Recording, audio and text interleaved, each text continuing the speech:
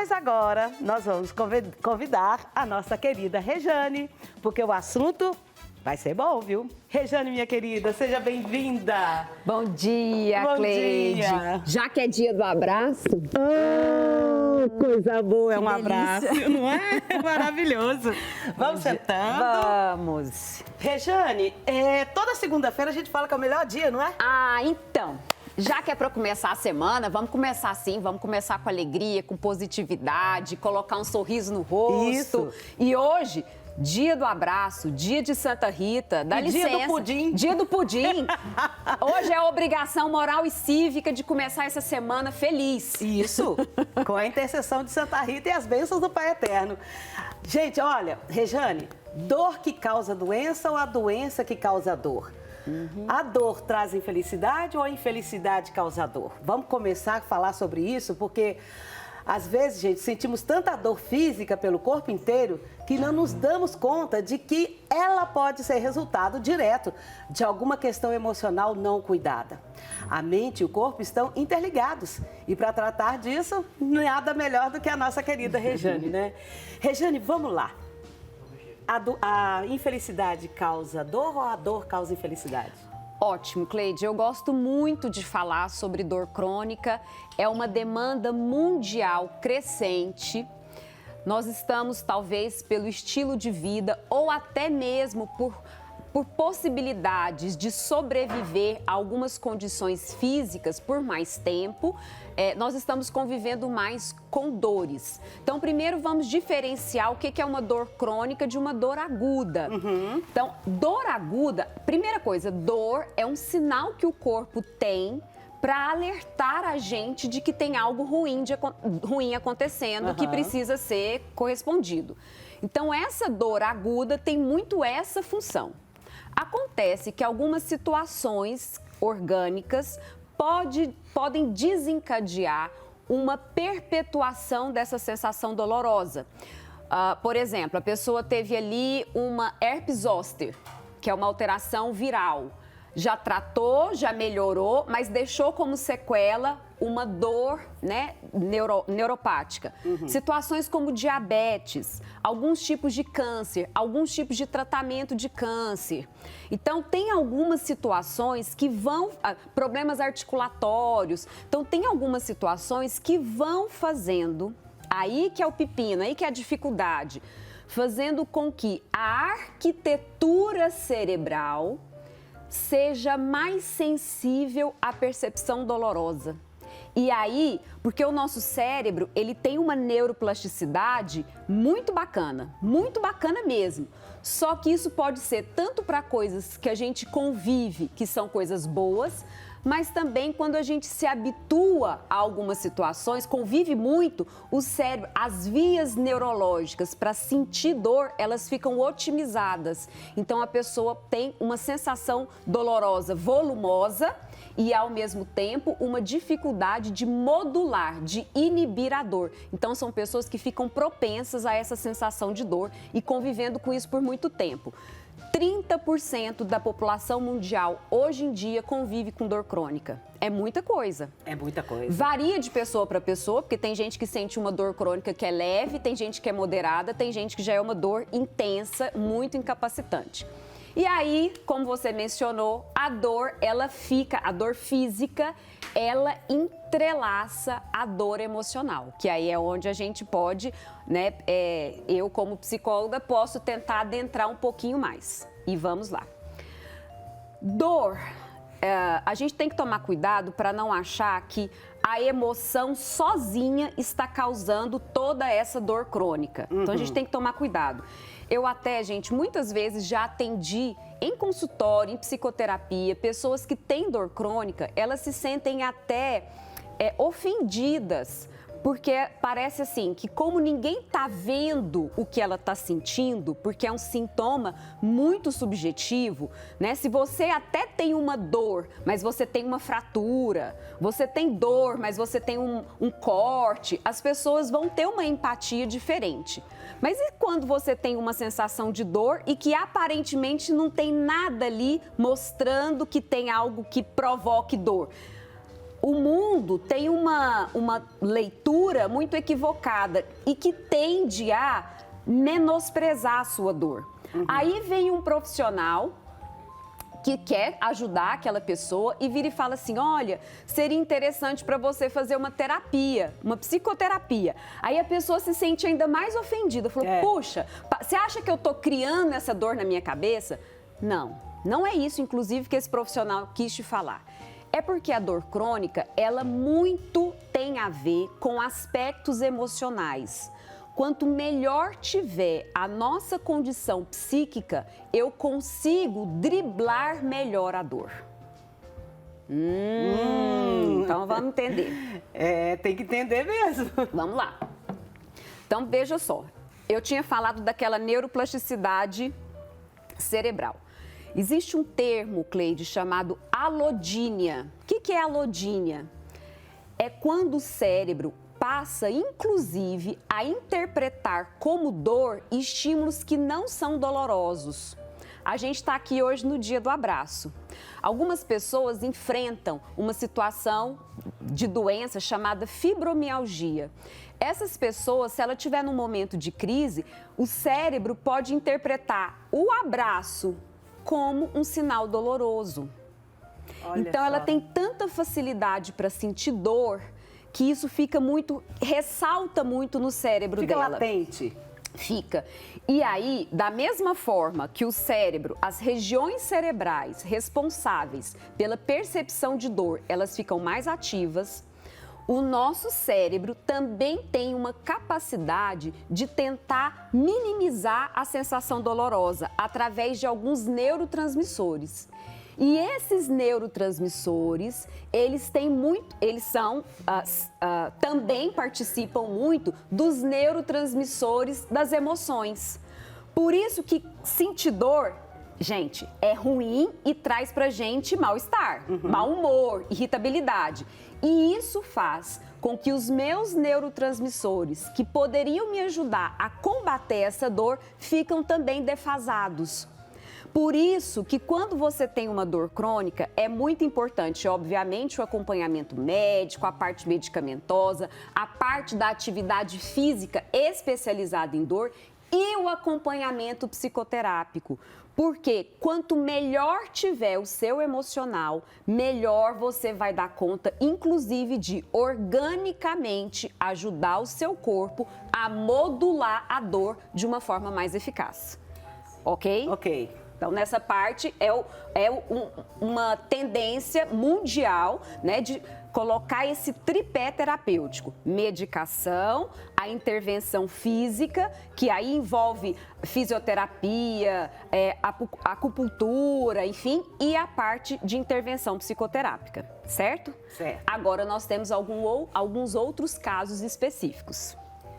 Tá, esses casos específicos é que a gente fica até curioso. Só para ilustrar antes de você concluir, tem um colega que falou para mim assim, engraçado, a minha sogra, ela tem fibromialgia. Ela reclama, ai que dor, ai que dor, ai que dor. Fomos viajar para a praia. Ela era a primeira a querer passear de barco, era a primeira a querer ir para a praça, era a primeira a querer fazer compra. Vamos fazer isso? Vamos. Vamos fazer aquilo? Vamos. Ué, cadê a dor? Não sei. O que é que acontece isso? Então, olha, e aí eu não acredito de verdade que essa sogra tenha essa condição, né, no dia a dia com dor, nas férias sem dor, por uma questão ali consciente, voluntariosa, nada disso. Não então, é consciente, Não né? é, ela não percebe isso. Então, vamos lá. A gente sabe que o nosso cérebro é o mesmo órgão que coordena a emoção, o pensamento, o comportamento, a percepção dolorosa e tudo mais. Ok. Pode acontecer, sim, na minha rotina de vida, naquilo que eu convivo, de exigências, de frustrações, cansaços, tristezas, ansiedades, os estresses da vida. Fazer o que não gosta. Fazer o que não gosta. Então, nesse caso, todos nós temos os convívios com coisas boas e com coisas difíceis. Para aquelas pessoas que têm facilidade na percepção dolorosa, Quando ela está convivendo com uma rotina de vida que não é muito prazerosa ou que pode ser até mesmo penosa, qual é um recurso que o corpo encontrou de manifestar essa insatisfação? Pela dor. Que pode ser a fibromialgia, que pode ser uma enxaqueca, que pode ser uma dor nas costas, enfim. Então, para algumas pessoas, o corpo acaba encontrando este caminho de contar que não está legal, que não está com bem-estar. E aí é através da dor.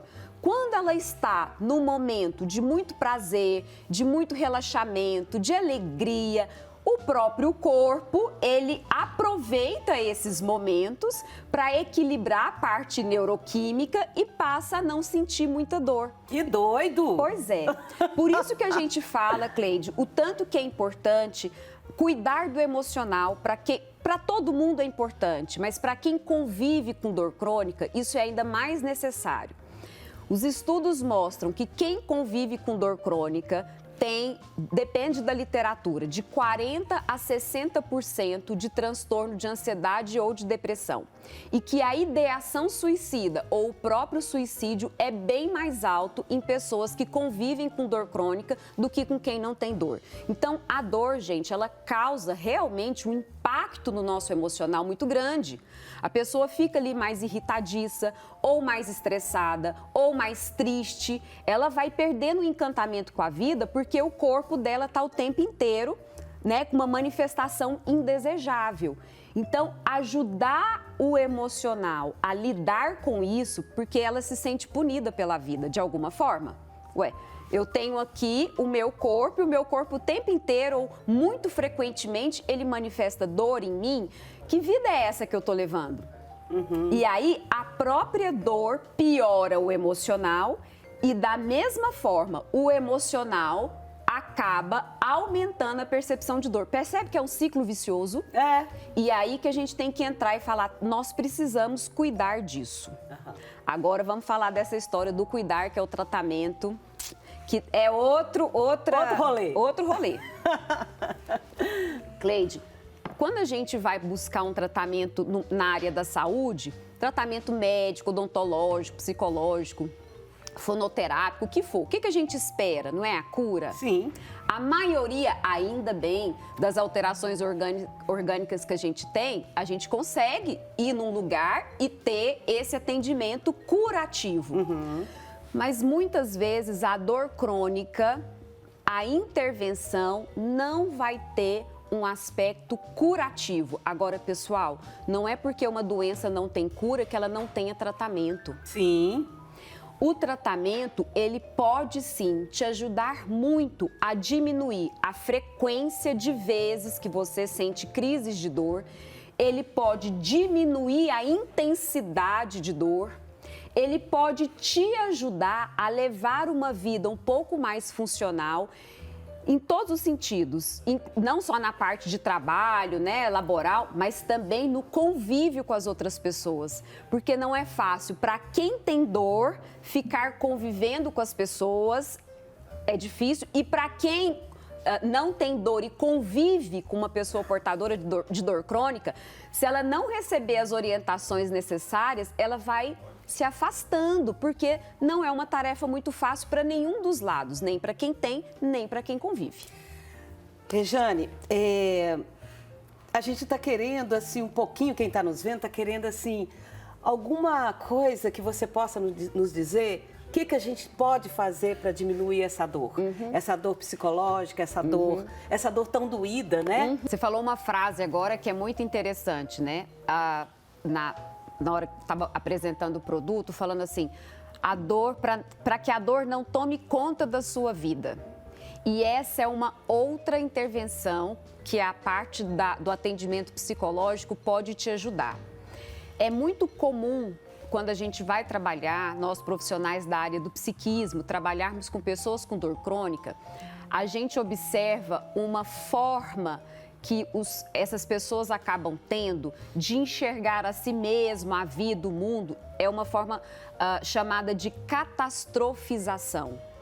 E não é que a pessoa, gente, mais uma vez, esteja fazendo isso porque quer. É isso que é importante. Então, você que tem dor crônica, está assistindo o programa agora, quando a gente fala que o atendimento psicológico pode te ajudar, acima de tudo, não se sinta ofendido, ninguém está falando que você esteja causando a dor no seu corpo. Nós estamos dizendo que a forma que a gente sente a dor e combate a dor fisiologicamente, a emoção participa muito dessa questão. Então, o tratamento psicológico vai te ajudar a, quanto melhor você estiver emocionalmente, maior a chance, conjuntamente com remédio, atividade física e tal, de você tentar combater e minimizar o impacto da dor. Então, essa questão da catastrofização, a dor é uma coisa ruim e ela está, assim, frequentemente convivendo com uma coisa ruim. Então, é como se a parte perceptiva dela, ela interpreta as coisas com uma tendência muito grande para esperar o pior. Até coisas corriqueiras. Então, de repente, alguém liga para ela, ela já tem aquela sensação assim, o que será? Uma notícia ruim? Fica meio que num radar. Alguma coisa de ruim vai acontecer comigo. Porque a dor é um sinal de alerta de coisas ruins. Então, ela fica meio com uma tendência a enxergar a si mesma, o mundo, de uma forma sempre muito difícil, penosa. E aí, a psicoterapia também vai ajudar ela a falar assim, peraí, vamos dar conta de enxergar o que é bom? Vamos aprender a negociar com o corpo? E aí, agora eu quero falar uma coisa bem forte, tá? Mas vamos lá. Quem sofre de dor crônica, às vezes é assim, na hora que vem uma crise maior, aí ela vai lá, ela quer fazer tudo conforme manda o figurino. Mas na hora que a crise passa, ela meio que se esquece, não cumpre com aquilo que ela tem que cumprir. E isso não pode acontecer. Então, assim, é um tratamento contínuo.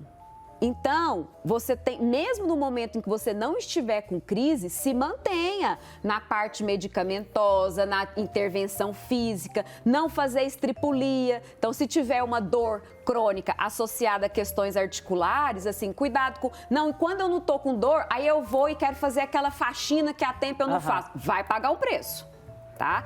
Então, não, quando eu estiver bem... eu já não preciso, então, frequentar mais a psicoterapia. Cuidado! Então, é um tratamento contínuo. Você vai ter que aprender a negociar com o seu corpo. E na hora que a crise estiver acontecendo, não adianta. Pare e aguarde um pouco. Então, é muito difícil, Cleide, assim, eu tô com uma enxaqueca danada, mas eu tenho que fazer tal coisa. Olha, de repente vale mais a pena fazer uma pausa. Eu sei que nem sempre isso é possível, mas quando for, faz uma pausa, fica ali numa posição, numa luminosidade diminuída, espera um pouquinho a crise passar para depois fazer uma grande exigência com o seu corpo. A gente vai ter que aprender a negociar com isso. Tá? Então, na hora de uma crise, às vezes um exercício ali de um relaxamento, uma meditação, ficar num lugar mais isolado. Então, teve aquele momento de uma crise, é a hora de fazer pare tudo, não vou confrontar com o meu corpo nessa hora de uma crise. É a hora de aguardar a crise passar. Esperar o efeito do remédio, esperar o efeito ali do meu relaxamento, esperar aí sim, quando ela diminuir um pouco da intensidade, eu vou lá fazer alguma coisa. Então, ninguém precisa querer ser um super-herói, uma super-heroína no momento de uma grande crise de dor. Não vai funcionar. Rejane, eu acho que esse assunto nosso de dor ainda vai ter que ter um outro programa para falarmos, porque tem muitas perguntas ainda que eu quero fazer, muitas questões que os nossos telespectadores podem ainda fazer perguntas, porque é muito sério isso. E a qualidade de vida, as pessoas precisam ter qualidade de vida. Exato. Então, para quem tem dor, fazer o tratamento necessário e, inclusive, incluir as pessoas que convivem com você, familiares próximos, terem dimensão de como lidar com a dor, sabe? Eu já tive essa oportunidade, Cleide, de trabalhar com pessoas com dor crônica, de fazer grupos, né? a intervenção em grupo é muito legal, porque a gente pode compartilhar ideias. E nesse momento de grupo, assim, teve uma sessão que a gente trouxe os familiares, pelo menos assim, ou um cônjuge, ou um filho, uma filha, para a família também ter mais assertividade e entender que às vezes, por exemplo, eu queria tanto que minha mãe fosse em tal lugar comigo, mas eu tenho que entender que minha mãe, ela sempre vai ter, né, se ela está fazendo o tratamento, ela vai ter uma concepção de autoavaliar a dor dela. Então, numa escala de 0 a 10, a gente faz assim, de 0, 1, 0 não, né? Mas 1, 2, 3, uma dor leve. 4 a 7, uma dor moderada. 8 para frente, uma dor intensa, né? Grave. Então, a gente combina com a pessoa. Você só vai fazer tal coisa se você... Vai lá, como é que tá minha dor agora? Eu vou dar conta desse recado? Porque se for também para ir, para corresponder ao que o outro quer e não respeitar esse momento do seu corpo, você vai pagar um preço rebote. Então, para a família saber lidar com isso, demanda muita informação. E o Brasil é um país que está crescendo na qualificação de profissionais que sabem atender dor. Então, você pode, né? Torço para que isso aconteça, que você busque profissionais capacitados em dor crônica.